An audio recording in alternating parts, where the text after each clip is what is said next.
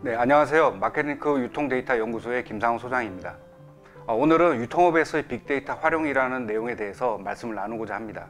저희 마케팅크는 데이터 활용을 통해서 세상을 더욱더 이롭게 한다는 비전을 가지고 일을 하고 있습니다. 유통사의 포스 데이터, 그리고 PC, 모바일에서 발생되는 로그 데이터, 또한 소비자 패널로부터 얻을 수 있는 패널 데이터, 또한 AI나 빅데이터 등을 위한 학습용 데이터를 구축하는 등 다양한 방면에서 데이터와 관련된 사업을 진행을 하고 있습니다. 특히 오늘은 유통사의 포스 데이터와 관련돼서 어떻게 데이터를 활용하는지에 대해서 좀 더 초점을 맞추어서 말씀을 드리겠습니다. 빅데이터의 활용 사례는 아마도 구글링이랑 여러 기사 등을 통해서 여러분들이 많이 접하실 수가 있을 거라고 생각이 됩니다. 오늘은 특히 저희가 빅데이터에 대한 어떤 개념에 대한 부분에 대해서 좀 더 명확하게 하고, 실질적으로 그러한 빅데이터가 어떻게 유통업에서 활용되는지 이와 같은 순서로 말씀을 나누고자 합니다. 네, 빅데이터는 보시는 바와 같이 다보스 포럼에서 4차 산업혁명으로 가는 단계에 있는 그런 아주 중요한 정보로서 취급을 받고 있습니다. AI나 소프트웨어 이런 부분들은 지능에 가깝고요. 정보에서는 빅데이터, IoT, 클라우드 이러한 부분들이 4차 산업혁명에서는 아주 중요한 요소로서 자리 잡을 것으로 예상을 하고 있습니다. 빅데이터, 빅자라는 글자와 데이터라는 글자가 이제 합쳐진 거죠. 사실 저희가 얼마 전까지만 하더라도 데이터에 대한 얘기를 많이 나누었는데, 최근에는 이제 빅데이터라는 용어로서 많이 표현을 하고 있습니다. 사전을 보게 되면 데이터는 실험이나 관측 결과로 얻어진 값을 의미를 하고요. 빅데이터는 대량의 정형 또는 비정형 데이터를 모두 아울러서 이러한 것을 분석하고 가치를 뽑아내는 그런 것을 빅데이터로 정의를 하고 있습니다. 빅데이터의 반대쪽은 이제 스몰 데이터라고 볼 수가 있습니다. 실험 데이터와 이제 관측 데이터인데요. 사실 통계학을 전공한 저로서는 이제 스몰 데이터에 대해서 좀 더 많은 연구를 했었습니다. 많은 분들이 현업에서 저한테 가장 많은 질문을 주시는 질문 중에 하나가 스몰 데이터와 빅데이터의 차이점에 대해서 많이 질문을 주시고 계십니다. 보시는 것처럼 스몰 데이터는 연구나 과학을 목적을 두고 얻어진 데이터를 말합니다. 즉 이렇게 계획적으로 얻어진 데이터에 대해서 통계적으로 분석을 통함으로써 그 연구 가설에 대한 결론을 끄집어 낼 수 있는 그러한 데이터를 의미를 하고요. 오늘 말씀드릴 빅데이터는 어떤 업무적인 목적을 바탕으로 데이터를 수집하고 가공하고, 그로부터 인사이트를 뽑아내서 실제 업무에 활용하기 위한 용도로서 많이 활용을 한다고 생각할 수가 있겠습니다. 또한 빅데이터는 보시는 것처럼 그 형태에 따라서 나누기도 하는데요. 소셜 네트워크와 같이 우리가 인터넷상에서 얻어질 수 있는 다양한 데이터, 또한 전통적인 어떤 비즈니스 환경 하에서의 얻어질 수 있는 데이터, 또한 IoT로부터, 즉 사물 인터넷으로부터 얻을 수 있는 기계에 의해서 생성되는 데이터, 이와 같은 형태로도 나누어 볼 수가 있겠습니다. 네, 특히 오늘 말씀드릴 유통 빅데이터의 경우에는 저희 대한상공회에서 운영하는 유통 상품 지식 뱅크를 통해서 또한 많은 내용을 확인해 볼 수가 있겠습니다. 유통 상품 지식 뱅크를 통하게 되면 상품에 관련된 다양한 정보를 이와 같이 획득할 수가 있는 것을 확인해 볼 수가 있겠습니다. 다음으로 빅데이터 분석에 대한 이해에 대해서 말씀을 드리겠습니다. 먼저 빅데이터 분석을 잘하기 위해서는 사고방식의 전환이 필요한데요. 지금 보고 계신 몬테카를로라고 하는 섬이 있습니다. 이 섬의 면적을 계산을 해야 된다면 여러분들은 어떻게 계산을 하시겠습니까?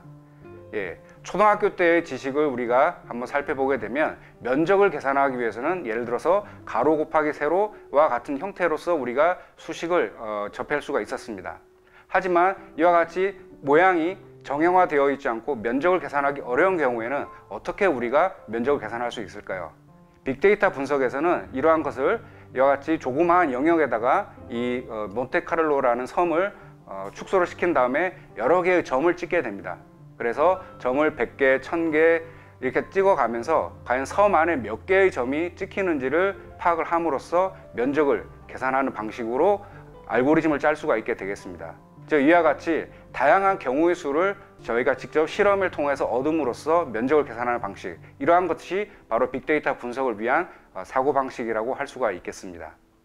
또한 제가 현업에 있으면서 가장 많이 또 받는 질문 중에 하나가 과연 수학과 통계학과 기계학습에 대해서는 어떤 차이점이 있는지에 대해서도 많은 질문을 주고 계십니다. 간단한 예를 하나 준비를 했는데요. 수학에서는 보시는 바와 같이 5개의 점에 대한 완벽한 관계를 찾는 그러한 수식을 찾는 것에 목적을 두고 있습니다. 하지만 통계학에서는 이와 같이 수식을 보시면 이거를 이제 이필론이라고 읽게 되는데요. 이와 같이 조금의 오차는 인정하더라도 x와 y 간의 어떤 관계를 단순화해서 찾아가는 데 의미를 두는 학문이라 할 수가 있겠습니다. 또한 수식적으로 보게 되면 통계학과 기계학습은 동일한 수식을 가지고 있는 것을 확인할 수가 있습니다. 다만 이와 같이 기계학습에서는 저희가 분석을 해야 되는 데이터의 개수가 훨씬 많아진다는 것입니다. 당연히 데이터가 많아지기 때문에 저희가 이걸 분석하는 데 있어서 조금 다른 형태의 분석을 요구를 하기도 합니다. 네, 그래서 기계학습에서는 크게 세 가지의 형태로 유형을 나누어서 분석을 하고 있습니다. 먼저 지도학습 부분을 보게 되면 타겟 변수, 즉 저희가 알고 싶은 y값, 참이냐 아니면 거짓이냐, 아니면 yes냐 no냐, 아니면 성공이냐 실패냐, 이와 같이 y값에 대해서는 저희가 궁금해하는 그런 값이 정해져 있는 상황이라고 생각하시면 되겠습니다. 그러한 y값을 우리가 알기 위해서 다양한 형태의 데이터를 수집을 해서 우리가 알고 싶은 y를 예측하는 용도로 저희가 활용할 수가 있겠습니다. 이러한 학습을 저희가 지도학습이라고 부르고 있습니다. 두 번째로 자율학습은 이러한 타겟 변수가 없는 상황에서 저희가 분석을 하는 학습 방법이 되겠습니다. 예를 들어서 개와 고양이에 대해서 말씀을 드리겠지만 여러 장의 어떤 특징들을 저희가 데이터를 수집을 하게 됩니다. 그러한 데이터를 수집을 통해서 유형화를 통해서 저희가 A 집단, B 집단, 이와 같이 집단을 구분해 가는 그런 학습 방법이 자율학습 방법이 되겠습니다. 세 번째로는 강화학습입니다. 유튜브에서 가장 좋은 예가 있어서 저희가 차용을 해왔는데요. 보시는 바와 같이 저희가 어렸을 때 게임했던 장면을 한번 생각해 보시면 좋을 것 같습니다. 어떤 게임을 할 때 처음에 저희가 그 게임을 할 때는 많은 실패를 겪어야 됩니다. 하지만 그런 실패 과정을 통해서 저희가 한 단계 한 단계 나아가게 되는데요. 즉 한 단계 나아갈수록 저희는 잘하고 있다는 보상을 받게 됩니다. 그렇죠? 그러한 보상 과정에서 저희는 어떻게 하면 게임을 실패하지 않고 성공적으로 이끌어 나갈 수 있는지를 자연스럽게 학습을 하게 됩니다. 이러한 과정들을 저희가 강화학습이라고 부르고 있습니다. 네, 좀 더 이 세 가지 유형에 대해서 말씀을 드리고자 합니다. 기계학습의 유형 첫 번째 지도학습은 지금 보고 계신 컴퓨터가 어떤 특정 사진을 보고 어떤 의미를 가지는지를 텍스트화한 내용을 보실 수가 있습니다. 여기서 요즘 이 빅데이터에서는 컴퓨터 비전이라고 하는 부분이 많이 화두가 되고 있는데요. 오른쪽 보시는 그림처럼 스쿠터라든지 툴즈라든지 토이라든지 저희가 이런 데이터 주석을 통해서 사물에 대해서 저희가 인식을 시키게 됩니다. 즉 학습을 통해서 어떠한 사진이 오토바이인지 토끼인지 자동차인지 여러 장의 비슷한 사진들을 컴퓨터에게 노출시킴으로써 컴퓨터가 해당 오브젝트 즉 사물이 자동차인지 이러한 것들을 판별할 수 있도록 학습을 시키게 됩니다. 그러한 내용을 바탕으로 컴퓨터는 왼쪽에 보시는 바와 같이 그 어떤 장면을 보고 그 장면에 해당되는 정확한 텍스트를 제공하게 됩니다. 다음은 자율학습 사례가 되겠습니다. 앞서 말씀드린 것처럼 저희가 그 개와 고양이를 구분하는 예를 가지고 왔는데요. 개와 고양이는 저희 사람들의 눈에는 쉽게 구분이 가능합니다. 하지만 컴퓨터는 그러한 구분을 하기 위해서는 학습을 시켜줘야 되는데요. 자율학습에서는 설명과 같이 고양이와 개에 대한 사진을 다양한 형태로서 제공을 하게 됩니다. 특정 사진이 개다, 고양이다 라는 어떤 정보 없이 다양한 형태의 사진들을 보여주고 컴퓨터가 이를 스스로 학습을 통해서 두 사물을 구분하는 형태로 발전하게 됩니다. 이러한 형태를 저희가 자율학습이라고 부르고 있습니다. 세 번째로 강화학습입니다. 아마도 강화학습은 지금 보시는 화면처럼 이세돌 구단이 알파고와 바둑을 두면서 잘 알려진 그러한 사례가 되겠습니다. 강화학습에서는 특히 딥러닝이라고 부르는 신경망 분석을 통해서 저희가 강화학습에 대한 모델을 구축을 하게 되는데요.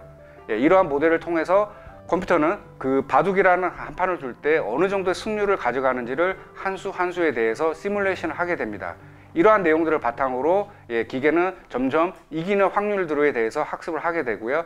요즘에는 이러한 어떤 기존의 기보에 대한 학습도 없이 바둑에 대한 기본적인 어떤 착점에 대한 원리만 이해를 한 상황에서 또한 학습을 하게 되고요. 최근에 나온 알파고 제로 같은 경우에는 기존에 나왔던 알파고를 이기는 그러한 모습도 보이고 있습니다. 즉 기기가 점점 더 학습을 많이 해서 발전하고 있다는 것을 확인해 볼 수가 있겠습니다.